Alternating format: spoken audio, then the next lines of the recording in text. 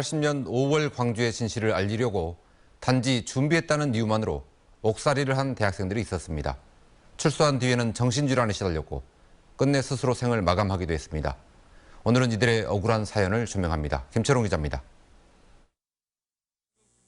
5.18 2주기를 앞두고 있던 1982년 5월 12일 서울대생 4명이 학교 근처 자취방에 모여 광주 민중봉기 2주년을 맞이하여라는 제목의 시국선언문을 쓰는 등 5.18을 알리는 시위 준비를 하고 있었습니다.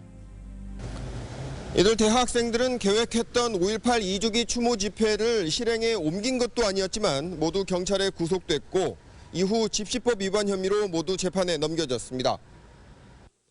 무죄를 주장했지만 이들에게는 모두 징역 1년씩이 선고됐습니다.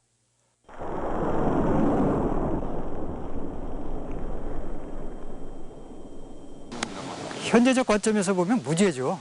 뭐 예비 음모라는 죄 자체도 없고요. 집시법이에요.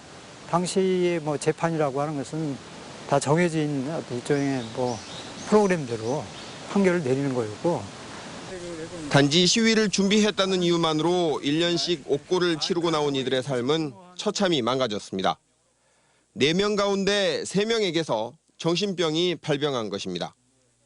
사회학과 학생이었던 김학목 씨는 수차례 자살을 시도하다 결국 한강에서 익사체로 발견됐습니다.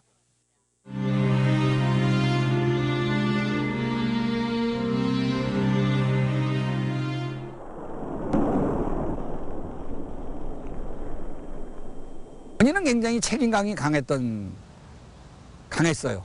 리더십도 있었고, 그래서 그냥 우리는 뭐 정신적으로 그런 여러 가지 과정을 잘 극복하고 있겠구나 이렇게 생각했어요. 차호정 씨도 환청과 환영, 우울증에 시달렸습니다. 차 씨는 지난 1994년 사법시험에 합격해 사법연수원에서 연수를 받던 도중 자신을 고문한 수사기관에 대한 적대감과 공포심에 괴로워하다 결국 생을 스스로 마감하고 말았습니다.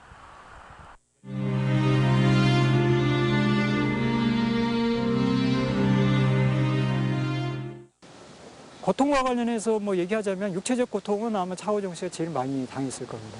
대원회 사건으로 이제 들어갔었으니까요. 그때 뭐 몇몇 중요한 뭐 조직 사건 중에 하나였고 뭐 들어가면은 뭐 무자비한 어떤 고문이 일상화돼 있었고 뭐. 수사 과정 혹은 수감 생활 때 받은 고문 때문인 것으로 추정되지만 죽은 이들은 말이 없습니다. 무엇이 이들을 험난한 삶으로 이끌었을까?